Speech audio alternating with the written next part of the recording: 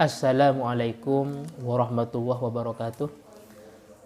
Kepada semua anak-anakku kelas 3 SMK YPM 1, semoga pada kesempatan ini, di pagi yang penuh dengan berkah ini, kita semua oleh Allah Subhanahu wa Ta'ala diberi sehat wal afiah sehingga bisa menjalankan aktivitas seperti biasanya.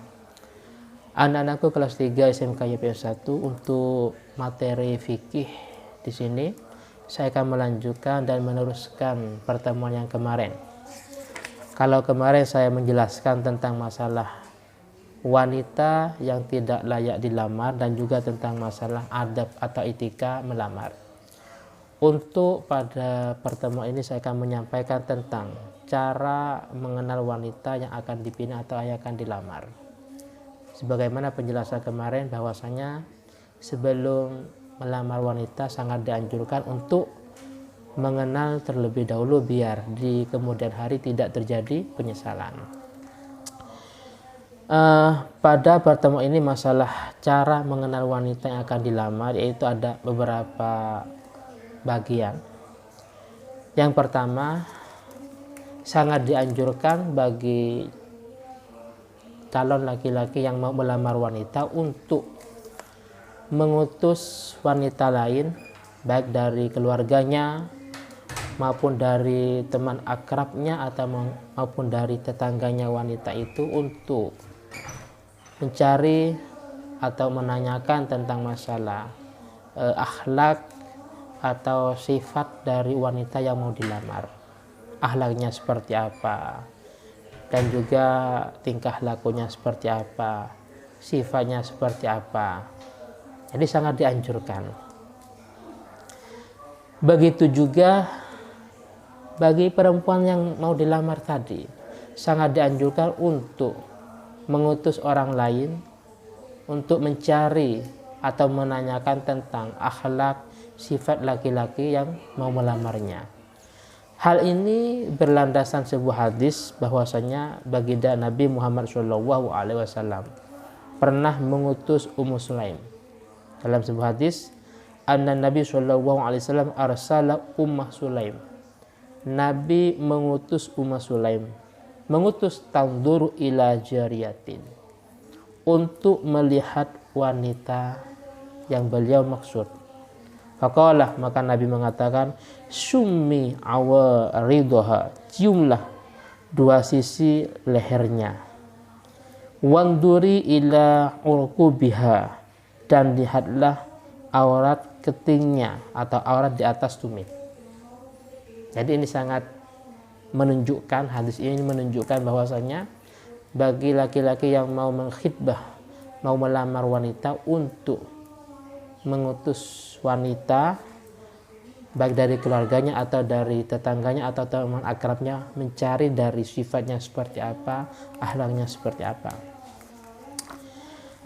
Selanjutnya bahwasanya bagi laki-laki yang mau mengkhitbah atau melamar perempuan itu sangat dianjurkan untuk melihat wajahnya dan untuk melihat kedua telapak tangan wanita itu.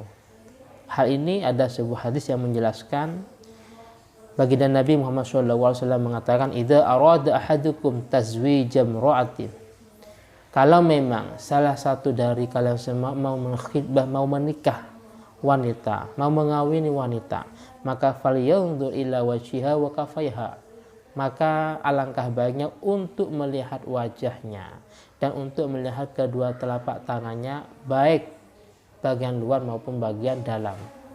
Jadi ini sangat dianjurkan. Nah, selanjutnya terkait dengan masalah khitbah atau melamar ini ada beberapa hal yang perlu dicatat atau sebagai catatan, bahwasanya dalam khitbah ini sangat tidak pantas atau sangat tidak dibenarkan dalam masalah berjabat tangan. Nah, jadi kalau memang laki-laki mau mengkhitbah atau melamar perempuan, sangat tidak dibenarkan untuk berjabat tangan atau bersalaman. Yang kedua, hal-hal yang perlu dicatat atau catatan dalam masalah khitbah itu bahwasanya ini sangat tidak diperkenankan untuk berduaan antara laki-laki dengan perempuan tadi. maka harus ada mahramnya. Hal ini ada sebuah hadis yang menjelaskan la yakhluwanna rajulun bimru'atin. Jadi sangat tidak diperkenankan laki-laki ini berduaan dengan seorang perempuan. Wala tusafirun namru'atun illa wa ma'aha mahram. Begitu juga laki-laki sangat tidak dibenarkan berjalan dengan perempuan atau sebaliknya, kecuali ada pendamping yaitu mahramnya. Nah, jadi sangat tidak dibenarkan kalau cuma berduaan atau berjalan berdua. Makanya di beberapa daerah yang memang dalam rangka tahap masih tunangan ternyata sudah boncengan dalam satu motor umpamanya. Nah, ini sangat tidak dibenarkan, bertentangan dengan syara. Dan juga sangat butuh untuk sebagai catatan dalam masalah lama atau khilbah ini bahwasanya tidak transparan dalam memberikan informasi. Nah, ini tidak dibenarkan. Makanya harus transparan, harus terus terang antara cocok dan tidaknya.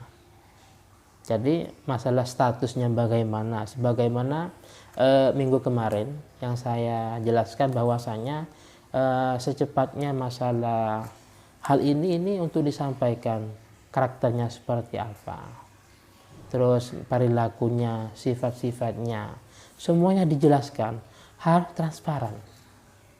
Makanya ketika tidak transparan itu sangat tidak dibenarkan, apalagi masih menunggu dengan waktu yang sangat lama. Selanjutnya juga sebagai catatan bahwasanya untuk masalah tukar cincin antara perempuan dengan laki-laki tadi atau laki-laki dengan perempuan ini sangat tidak dibenarkan. Jadi di sebagian daerah ada istilah, ada sebuah tradisi ketika tunang atau ketika lamaran yang laki-laki memasangkan cincin pada perempuan. Nah sebaliknya yang perempuan juga memasangkan cincin pada yang laki-laki. Ini sangat tidak dibenarkan. Apalagi cincin itu berupa emas. Kita tahu bahwasanya laki-laki sangat tidak dibenarkan untuk memakai emas. Dijelaskan dalam sebuah hadis bahwasanya Nabi Muhammad SAW pernah melihat sahabat. Jadi ada hadis, anna Rasul ra'a khataman min dhahabin fi yadi rajulin. Jadi baginda Nabi melihat laki-laki memakai cincin yang terbuat dari emas. Fanaza'ahu fatorhahu. Nabi sendiri, beliau membukanya dan membuangnya. Membuka cincin yang terbuat dari emas yang ada di tangannya sahabat tadi, beliau membukanya, mengambilnya, mencopotnya dan langsung fatorhahu. Beliau membuangnya. Waqalah, dan Nabi mengatakan, ya'midu ahadukum min narin fayaj'aluha fi yadihi.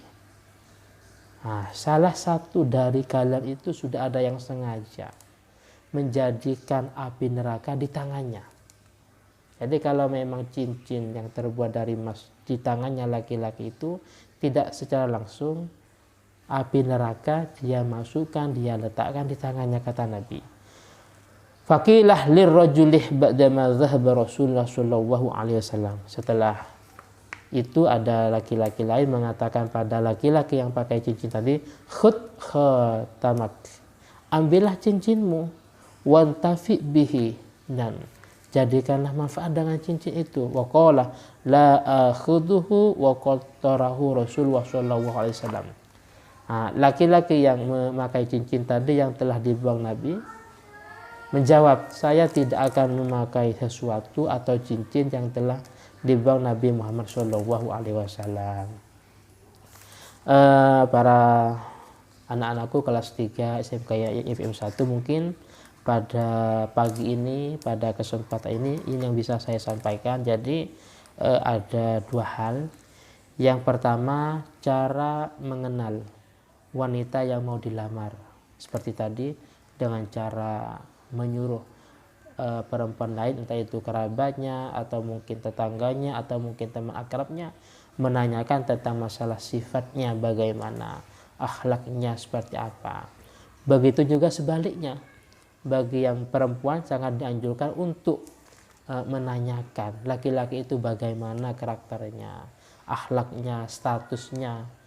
Jadi sangat dianjurkan. Dan dalam hal ini ada beberapa catatan seperti tadi, dianjurkan cuma melihat wajah dengan kedua telapak tangannya, tapi jangan sampai berduaan, apalagi berjalan berduaan tanpa didampingi mahramnya. Untuk masalah tugasnya nanti seperti biasanya nanti dicatat, yang mana tugas itu saya cantumkan di Classroom. Nah, mungkin ini dari saya pribadi, semoga manfaat dan barokah. Akhiran, summa assalamualaikum warahmatullahi wabarakatuh.